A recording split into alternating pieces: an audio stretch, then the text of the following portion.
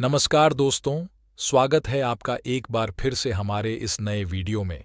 दोस्तों, आज हम आपको करवा चौथ से जुड़ी एक कहानी को सुनाने जा रहे हैं जो कि आपके लिए बहुत ही महत्वपूर्ण साबित होगा। तो दोस्तों, चलिए ज़्यादा देर न करते हुए वीडियो को शुरू करते हैं। एक समय की बात है, किसी साहूकार के 7 बेटे और एक बेटी कार्तिक। मास के कृष्ण पक्ष की चतुर्थी तिथि को साहूकार की सभी बहुओं, पत्नी और बेटी ने करवा चौथ का व्रत रखा। जब साहूकार के बेटे भोजन करने बैठे तो अपनी बहन से खाना खाने को कहने लगे तो वह बोली, भाई, अभी चांद नहीं निकला, चांद को अर्घ्य देकर मैं भोजन करूंगी। साहूकार के बेटे अपनी बहन से बहुत प्रेम करते थे। वह अपनी बहन को भूख से व्याकुल नहीं देख पाए तो उन्होंने नगर के पास पहाड़ी पर एक दीपक जलाकर चलने की ओथ में रख दिया और बहन से बोले, देखो बहन, चांद निकल आया, अब तुम अपना व्रत खोल सकती हो। साहूकार की बेटी अपनी भाभियों से कहने लगी, भाभी, चांद निकल आया है, चलो अर्घ देकर भोजन कर ले। यह सुन भाभियां बोली, वैसे यह तो आपका चांद निकला है, हमारा चांद निकलने में अभी समय है। भूख से व्याकुल वह चांद को अलग देखकर भोजन करने बैठ गई। जैसे ही भोजन का पहला घास खाया तो उसे छींक आ गई। दूसरा घास खाते ही उसमें बाल निकल आया और तीसरा घास खाने ही वाली थी कि ससुराल से बुलावा आ गया। पति बीमार है, जैसी भी हो तुरंत ससुराल पहुंचे उसे विदा करने के लिए। जब मां ने बक्से से कपड़े निकाले तो बार बार काले और सफेद कपड़े निकले। वह बोली, मां, तुम यह सब रहने दो।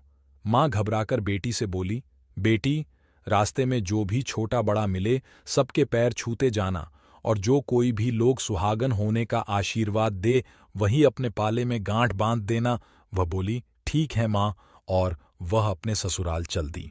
जो भी रास्ते में मिलता वह उन सब की पैर छूती गई। सबने सुखी रहो, खुश रहो, पीहर का सुख देखो, यही आशीर्वाद दिया। ऐसे ही वह अपने ससुराल पहुंच गई। ससुराल के आंगन में छोटी ननद खेल रही थी। जब उसके पैर छुए तो उसने आशीर्वाद दिया, सदा सौभाग्यवती रहो, पुत्रवती रहो। ये सुनते ही उसने अपने पाले पर गांठ बांध ली।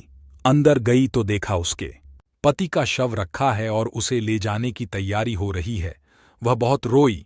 जैसे ही उसके पति को ले जाने लगे वह रोती हुई बोली, मैं इन्हें कहीं नहीं जाने दूंगी। जब कोई नहीं माना तो बोली, मैं साथ में चलूंगी। जब वह नहीं मानी तो सब बोले, ले चलो। साथ में सबके साथ वह शमशान चली गई। अंतिम संस्कार का समय हुआ तो मैं इन्हें नहीं जलाने दूंगी। तब बोले, पहले तो पति को खा गई, अब उसकी मिट्टी भी खराब कर रही है। वह नहीं मानी, अपने पति को लेकर बैठ गई। थक हार कर सबने निर्णय लिया, इसे यहीं रहने दो, एक झोपड़ी डलवा दो। सब लोगों ने मिलकर एक झोपड़ी डलवा दिया। वह उसमें अपने पति को लेकर रहने लगी। अपने पति की साफ सफाई करती और उसके पास बैठी रहती। दिन में 2 बार उसकी छोटी ननद खाना देने आती थी। वह हर चौथ का व्रत करती, चांद को अर्घ्य देती, और जब चौथ माता आती और कहती, बोलकर बोले, भाइयों की प्यारी, कहकर बोली तो वह चौथ माता से अपने पति के प्राण मांगती है।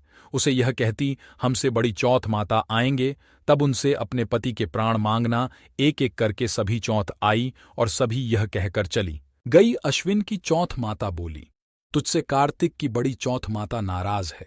वहीं तेरा सुहाग लौटाने आएंगे तो उनके पैर मत छोड़ना और 16 श्रृंगार का सारा सामान तैयार कर लेना। जब कार्तिक की बड़ी चौथ करवा चौथ आई तो उसने अपनी छोटी नंद से 16 श्रृंगार का सुहाग का सामान मंगवाया और करवे भी मंगवा। जब सास को यह पता चला तो वह बोली, पागल हो गई है, जो मांगती है दे दो।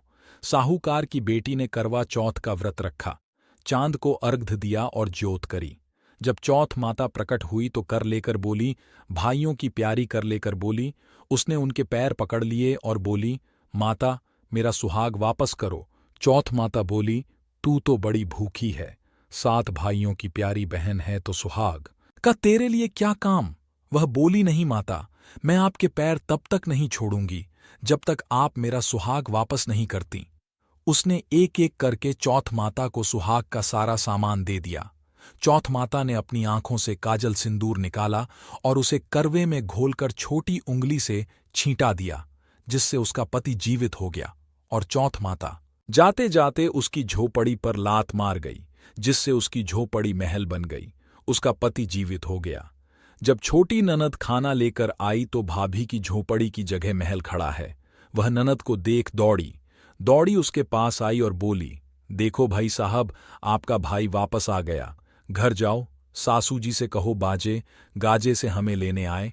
छोटी ननद दौड़ी दौड़ी माँ के पास गई और बोली, माँ, भाई जिंदा हो गया। माँ बोली, भाभी के साथ साथ तेरा भी दिमाग खराब हो गया है। वह बोली, नहीं माँ, मैंने देखा है, सच में भाई जिंदा हो गया है। सभी घर वाले दौड़े दौड़े ननद के साथ गए और बहू के पैर छूने लगे और बहू सास के पैर छूने लगी।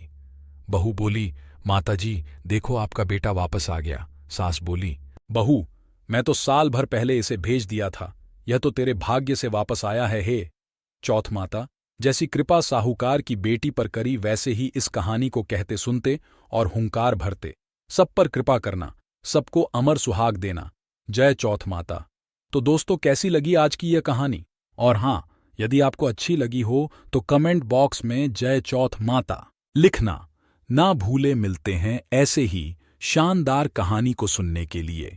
हमारे चैनल को सब्सक्राइब और वीडियो को लाइक करना ना भूले। मिलते हैं ऐसे ही किसी नए वीडियो के साथ।